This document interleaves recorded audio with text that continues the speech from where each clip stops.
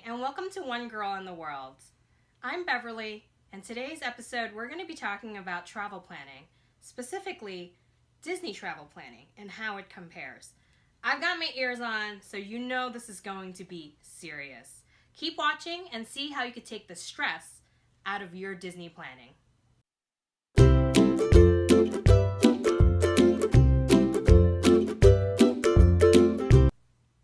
So, you decided you're going to go to Disney. That's wonderful. It's the happiest place on earth, just in case you didn't know. But you're looking at that Disney website and you're going, oh my God, where do I even start? Why are there so many options? What do I do? Don't worry. I'm here to help you make it easier. If you go on vacations, like most people, you'll understand that planning is so important. And to be honest, planning, although sometimes tedious, can make or break your trips. I'm personally a planner. I love travel planning, but I understand that some of you, maybe not so much, not your top priority. I get that, totally do. But you know what? I'm here to help you out. If you've not planned a trip, or you don't like to plan trips, keep watching. I'm going to give you some general travel tips that'll help you even if you're not going to Disney. And if you are going to Disney, perfect. You're going to get some awesome advice and how to take the first couple of steps to make it easier on yourself while you're planning. So, what's the first step? I guess if you're not sure where you're going or you're not going to Disney, first step, where the heck are you going? Once you know where you're going, everything should flow from there, right? Not. I'm going to compare Disney trip with a trip I took a few years ago to Paris, just as an example so that you can see what I'm talking about. So, for Paris, hey, I decided I'm going to Paris. Great, fantastic, City of Lights, it's going to be great. I'm going by myself, okay? And I usually go by myself to these trips because, it's easier. I get to do what I want. A lot of my friends, they have families. It's not as easy for them to get away, and that's fine. So I'm going to be looking at this specific example from the mindset that you're traveling solo. If you're going with other people, it's really honestly the same thing. You're just going to have to take everybody else's decisions and schedules into account. So, first step, where are you going? Paris, Disney. Great, fantastic. First step done, right? Second step, where are you staying? I'm assuming that you're probably going to be on this trip for more than a day, so you're going to need a place to rest your head. Let's start with Paris. With Paris, you have a few options. You can go stay at a hotel. You can go stay at an Airbnb. Or if you've got friends in the city and you want to stay with them, fantastic, that's even easier. At Disney, it's a little more complex, but the general idea is the same. Where are you staying? So, for the most part, you have hotels. Within hotels, you have two options. And actually, you kind of have three when you think about it. You have off-site hotels, meaning properties that are not owned by Disney. You have on-site hotels, which means it's literally within the Disney bubble. Disney owns the land that the hotel sits on and the hotel, okay? And then you have something that's in between called good neighbor hotels. And those are properties that, for the most part, sit on Disney property, but they're not particularly owned by Disney. But Disney works with them, and they work pretty closely. You also have the third option of staying at an Airbnb.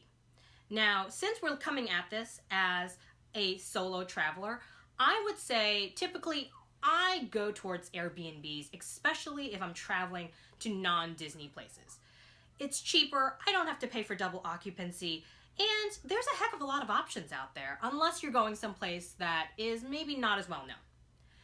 With Disney, when you travel alone, you have to make the decision. Do you want to stay at an Airbnb, an off-site hotel, which can be affordable if you book well in advance and do your research, or do you stay at a Disney resort? There are so many things to think about when it comes to making that decision that I'm going to be making a whole separate video on it. Make sure to catch it in the coming weeks. So once you've decided where you're going to stay, what's the next step? The next step typically, especially for a foodie like me, is dining. And that's especially important if you're going to Disney. Disney gives you 180 days in advance to make your dining reservations. And you're like, 180 days? That's 6 months. What are you, crazy? I don't know what I'm going to eat in 6 months. I don't even know what I'm going to eat tomorrow. Fair. But Disney is frequented by thousands and thousands of people. And they all want to eat at the same restaurants. And some of those restaurants can get really, really popular. So when you think about it that way, 180 days really isn't that crazy. So with Disney, you have to think about a few things even before you think about dining. Because for the most part, I'm going to assume that you're going to Disney to go to the theme parks. And if you're going to the theme parks, for the most part, you may want to eat at the theme parks, right? You're not going to want to travel to, a resort or an off-site location to have your lunch or dinner. But if you do, that's great. I'm totally advocating for you to be adventurous and go out there and do other things. However, it can be kind of a hassle. So, you're going to want to decide which parks you're going to on what days. And that means you're going to have to decide that before the 180-day mark. That's kind of crazy. I know it is. But it's these decisions that is going to make your trip, when you get there, so much better. It's going to run smoother. You're going to be at the right places at the right times. You're not going to be running around trying to figure out how to get to point A to point B. So how do you decide which parks you're going to go to? That's kind of crazy too, because when you think about it, there are 4 parks, and then there are 2 water parks if you're into that type of thing. I'm personally not into water parks. So for this particular example, we're going to leave that out of the equation. If you're going to the parks and you have 4 parks to choose, how do you choose? You choose by looking at the hours, the park hours. But Disney, they don't usually put out park hours this well in advance. So then what do? You do a little historical digging. And you go and you look, what were the park hours last year? Or, depending on how far out you're, booking this thing, this year. What happened, if you're going in June, what happened in June this year or the year prior? Once you figure that out and you look at the schedule, you want to find the days in which the park hours make sense to you. So if you've got little kids, you're not going to want to go to the park that's open from 7 o'clock in the morning to 1 o'clock, in the morning, because your kids are going to be worn out and you're going to be exhausted. They're going to be crying, sleeping on the streets, which I've seen. So, don't think I'm crazy by suggesting that. You're going to want to find the park that works for you during the hours that work for you. So again, these were last year's hours, so they're not exactly going to be accurate. Things change, but you get a general idea. Also keep in mind that the weekends are busier than the weekdays. So maybe you want to reserve that Magic Kingdom day for a weekday when it might be less crowded. Once you've decided which parks you're going to go to, write it down.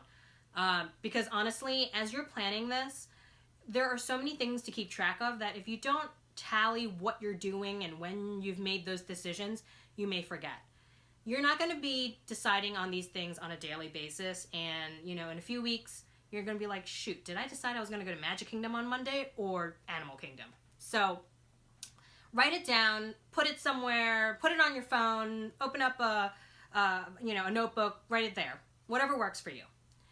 Once you've decided the park, then you're going to look at your dining options. And as I said earlier, for the most part, most people are going to want to eat in the park just because it's more convenient.